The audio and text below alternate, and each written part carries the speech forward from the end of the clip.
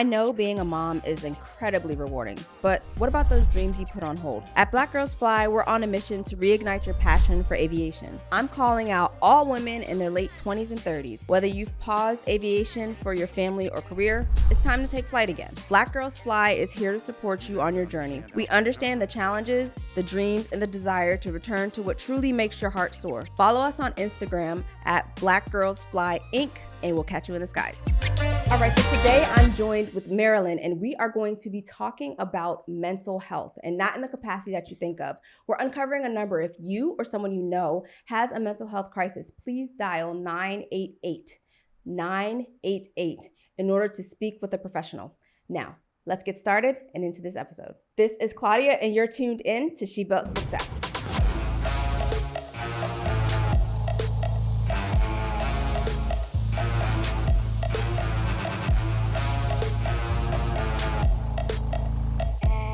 So today I'm joined with Marilyn Dyson. She is a mental health and wellness professional who brings a number of years of experience and exposure with executive leaders in the mental health space. So Marilyn, welcome. Yes, thank you so much, Claudia. It's so good to be here. I'm so excited. Like so y'all, we know each other, but we've never actually met in real life. This is our first real in life. Yes. So this is great.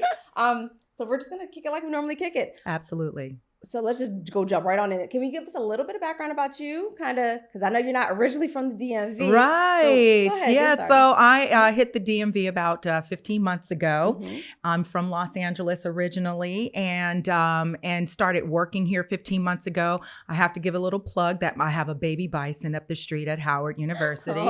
Oh. But I really wanted to come here to share my journey about as a psychotherapist. I was a psychotherapist for about 15 years, both in nonprofit and private practice. Mm-hmm. And I hit a wall in my career wanting a little bit more and wanting to, of course, tap into the executive leadership where I had clients who were struggling with stress, burnout, and also working with their employees, not being able to have those difficult conversations. And so that's when I started looking into possibly growing my career in other spaces. And I started finding room for me in the consulting world. And so I started consulting, and that's what I'm doing now for my day job. And but I never left the passion, or the passion never left me, as far as really wanting to tap into people's wellness and well-being in the workplace and also outside of the workplace as well. And so what brought me here is really the culture in DC and meeting wonderful people like you and your amazing team here. So far, DC has definitely been delivering as far as allowing me to be in amazing spaces and also assist people in the areas of mental health and wellness. See, we've seen it in the news a lot of just people literally breaking down and doing completely out of character things. Yes. And even in the workplace, it seems like, if you say one thing an inch wrong, you get canceled, or you get reprimanded by HR, or you're just not sensitive enough to what's really happening. How do you find, or what are you seeing in terms of just our leaders today and what they're doing or might not be doing when it comes to mental health? What I don't see enough people doing is really knowing how to let it go, how to step away. And also I'm seeing leaders being so hungry to climb up those ladders that they forget where they've come from. They forget how to spend quality time with family, friends, and just doing basic connection.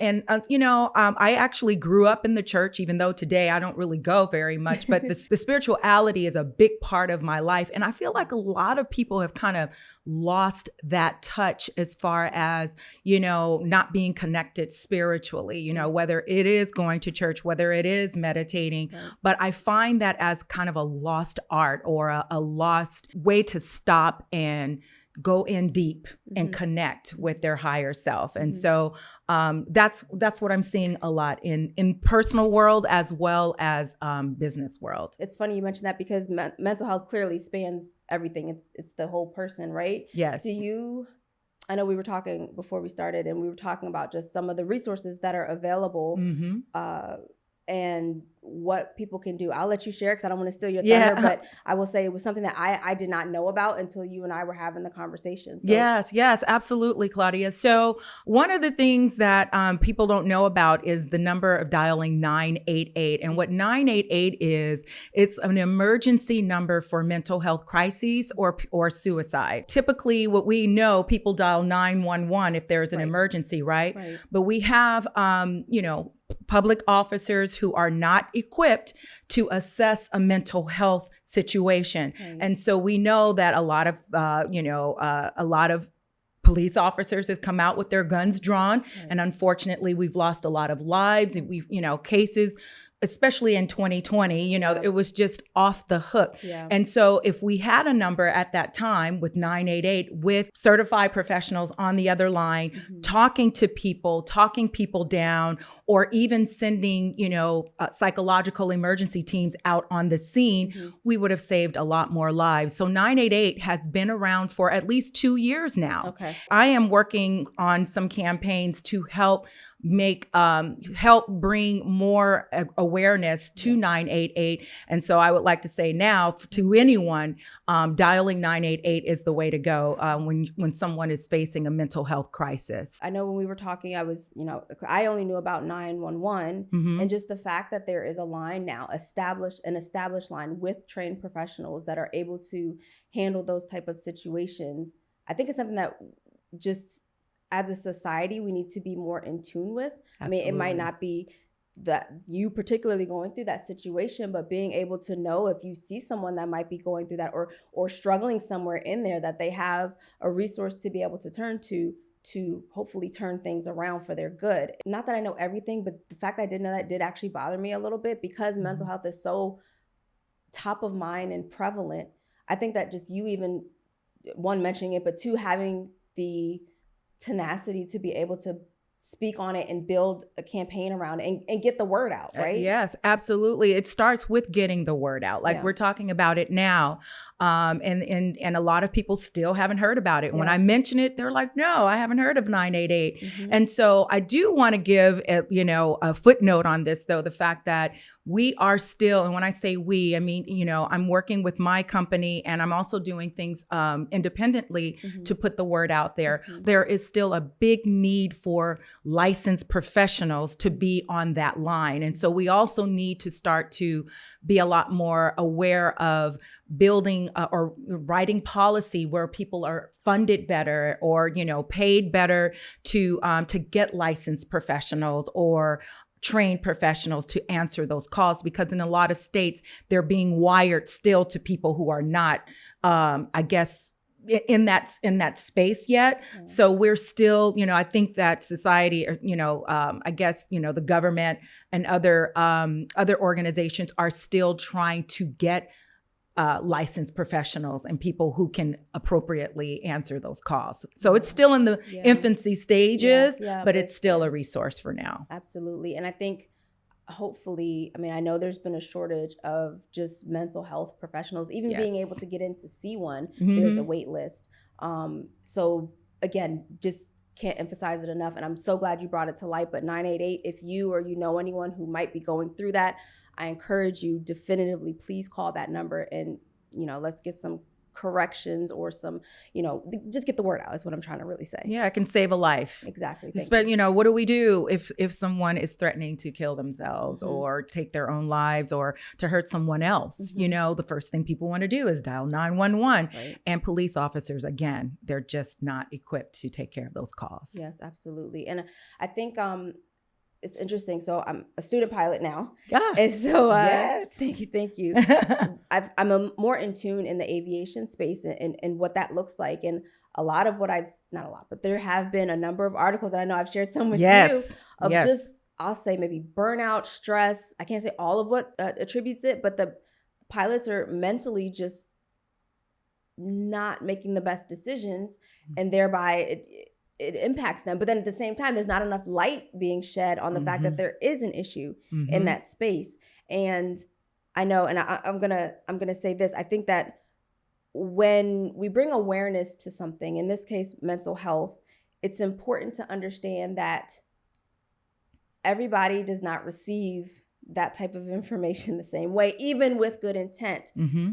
But I think some of the readings that I've done in the aviation space has been a lack of light being shined on the fact that there is an issue, but it's starting to surface that there is an issue. Yes. And so I definitely think that just in the space of aviation with mental health combined is a deep need as well. Absolutely. I mean, one of the things I always like using the metaphor, if we see a pilot and he has a broken arm, for example, everybody's going to want to take care of that broken arm. Oh, you can't fly today, right? Right. But if this pilot is going through something at home, or there's some, a level of stress that pilot has not appropriately dealt with, what do you mean you can't fly the plane? You know what I mean? Yes. As a society, we need to be a lot more aware that mental health doesn't look a certain way. Right. We have to be able to take a step back and assess appropriately before we judge, or before we put a lot of work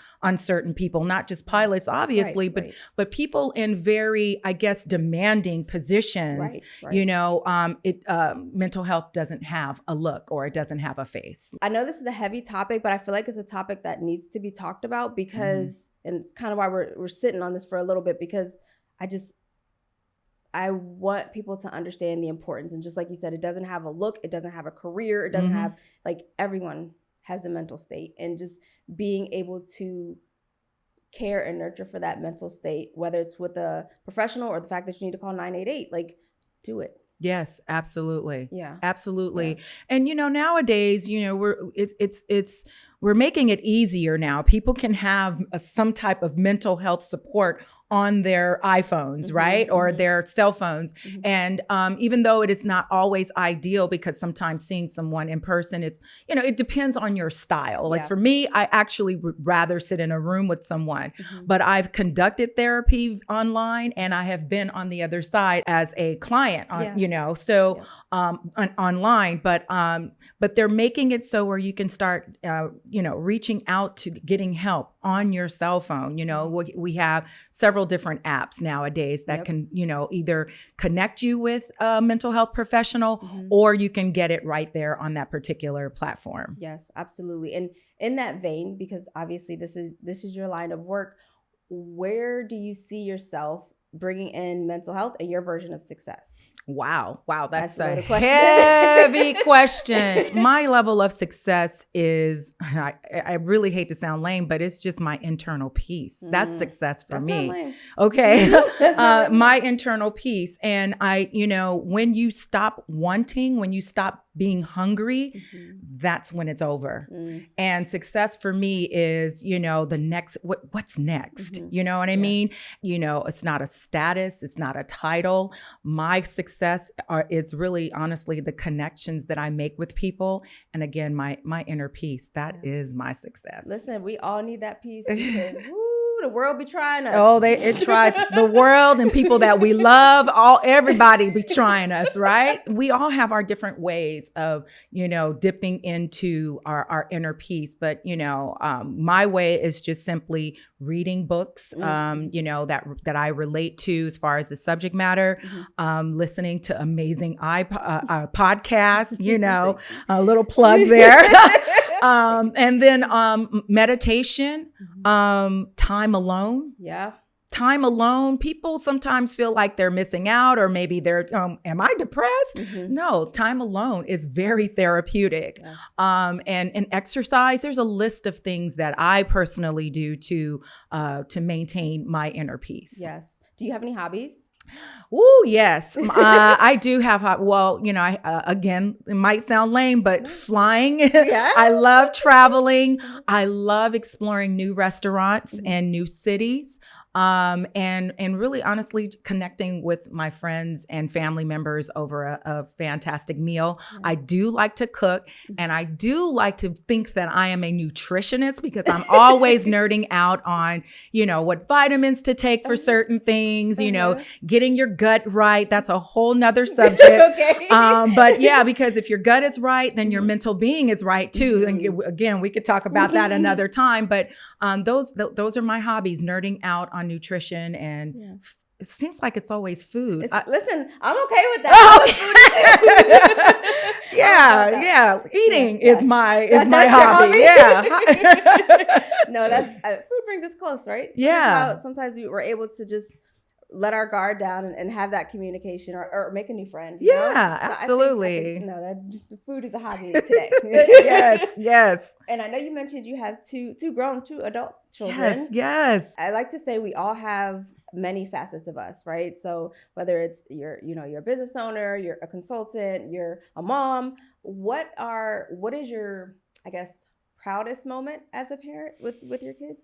Wow, there's many. I have many proud moments. Right now, though, I'm experiencing a proud moment because next month my oldest is graduating from college. Wow, congratulations. Yeah. And then my youngest is in her second year in college, and I'm a single mom. Mm-hmm. And so just looking at my kids, honestly, these are my proudest days because now I'm an empty nester, and now it's like I'm really able to connect with who I am, even because my entire life was about my children once I had kids. Yeah. And so I don't know if I just have one moment. I think right now is my proudest moment because I'm seeing the fruits of my investment just flourishing right in front of me. And they're both amazing people. Oh, I'm looking forward to it. Mine are still teens, so we're not there in college yet, but it goes fast.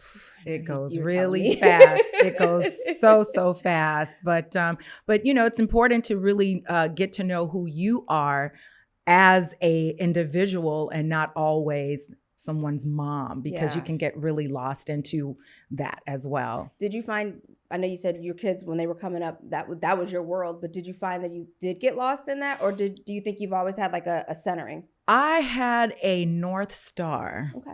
Mm-hmm. I knew that this work was not a sacrifice. Mm-hmm. It was like, this is a temporary time, and they didn't ask to be here. Yeah. So I'm going to invest everything that I have and everything that I know in them. I became a better person because I had them. Mm-hmm. So that's that patience, boy. Oh, woo! Yes, absolutely. Absolutely. And before having kids, I'm like, oh my God, thank God I'm not her anymore. You know what I mean? So I had a North Star during the whole time, including coming to Washington, D.C. Mm-hmm. I told both of them, the minute the youngest graduates, I'm out of here and I'm going to the East Coast. And sure enough, that's what happened. Yeah. But I would always recommend people to always have their North Star, and that's how I didn't lose myself, because I knew I was going to get back to myself, a better self than I was before.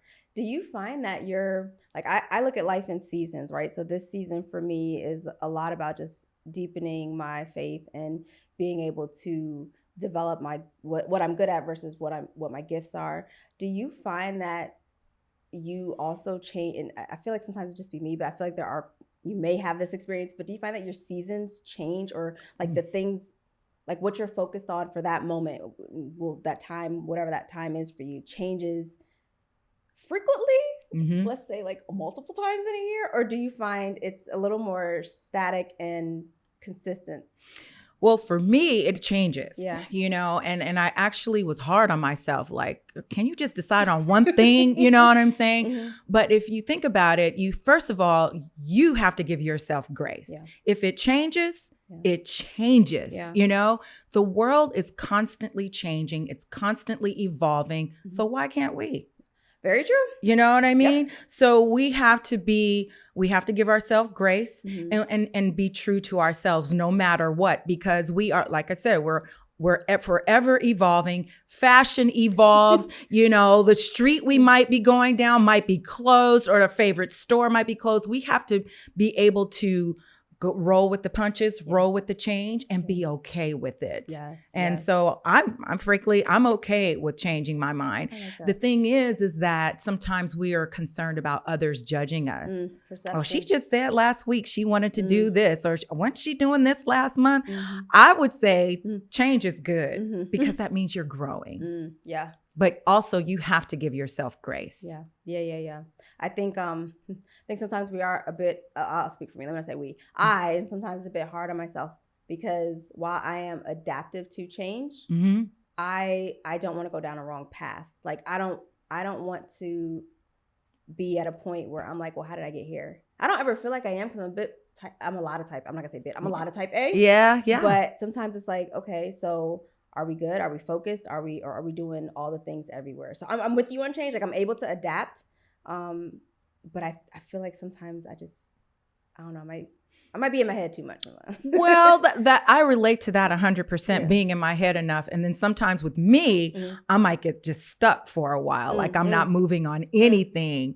But then I also say, okay, you're trusting the process. So whatever spirit is doing with you right now, just go with that. And that's my personal fix because I relate to what you're saying a lot. I get stuck in my head a lot. I hear people saying, or I get the faces like, didn't you say you were going to do that? But then I will also say, be very selective as to who you share your dreams and your goals with. You have to be, you can't just be telling everybody because energy is real. If someone is not going to support it, or if you have somebody bad talking it or like doubting you, that energy is going to feed into whatever, you know, whatever you thought about. So that would be another suggestion, is just to kind of just keep it close to your heart and to people that you really trust. Yes. No, I agree with that. You have to watch your tongue and who you're around. Absolutely.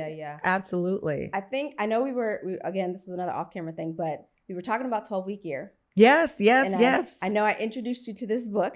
I got it. Yes, because that's what I'm talking about. So for those of you that don't know about 12-week year, it's about getting what you would normally do in a year, so 12 months, done in 12 weeks. That's very loose, so you can read the book. But one thing I know we were talking about was just how you can implement that and what that looks like. And I've said before, for me, it's a lot for personal and for business that I do 12-week year. And one of the 12-week year goals that I had was opening up the nonprofit. So Black Girls Fly. Yay! Yes. And I know Marilyn is also on the board. She is one of our board members for Black Girls Fly. And it's just such a blessing. I genuinely mean that. Just the likewise energy that you have when we're on these calls and we have our different calls and discussions. But I'm thankful. I'm thankful for your ability to just say, yes, I'm willing to serve in any capacity. Absolutely. I'm here for it all day. And I say that with the deepest sincerity because my steps are already ordered. And I just honestly, and again, I was raised Christian. It's in my heart. Spirituality is a big part of my life. But when I say I trust the process, I mean that. And I literally say, you know, let my light shine and let my steps be guided at all times. So when we met, so many things started happening for me. No, seriously. I literally have chills. I mean, things started happening for me and it was just kind of like a light that just started to, you know, to shine because sometimes we get stuck and we need sometimes people to inspire us. And you've been very inspiring. And I mean that seriously. Oh yeah, for sure. It's like now I feel like I can just rule the world.